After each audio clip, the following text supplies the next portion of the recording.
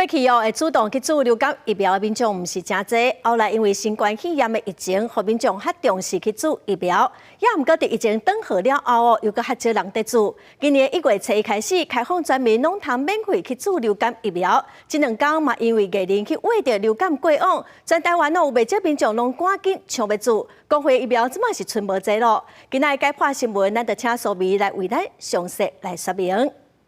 是主播，这个人大 S 因为流感汹汹过身了后，都真侪民众着惊，抢要注这流感的疫苗。这规咱疾管署买有风车，对去年10月开始注，即阵这公费是敢若剩16万筒。对今年1月初一开始是只要满6个月，民众拢会当去注。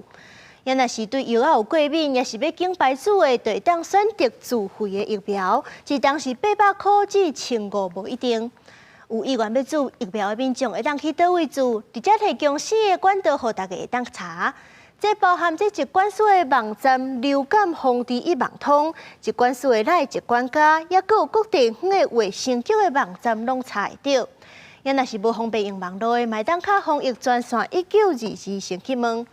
毋过因为即阵真侪人抢要注，所以讲有的医疗院所这会可能是已经注了啊。所以讲建议大家要去现场进前，会当先敲电话问一下，才袂加走一抓。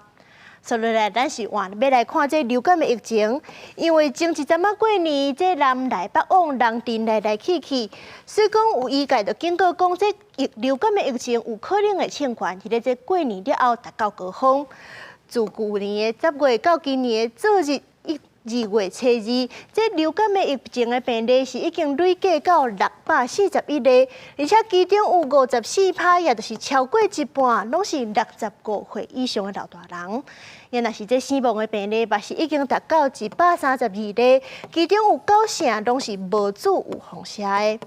除了赶紧注有风险来减少这死亡甲重症风险，咱对家己的身体状况嘛一定要警觉。这流行感冒是有一寡症头，甲一般感冒无相像。第一，就是这发烧的体温有可能会超悬，而且可能会烧麦体，一路冲到39度以上，拢是真有可能的。而且这规身躯的关节也有筋膜拢会真痛，这病情拖1-2礼拜拢袂好。所以讲，伫遮就要提醒一寡平常时较慢皮、人艰苦拢无爱去看医生的，若是已经出现这寡症头，就千万唔通搁拖落。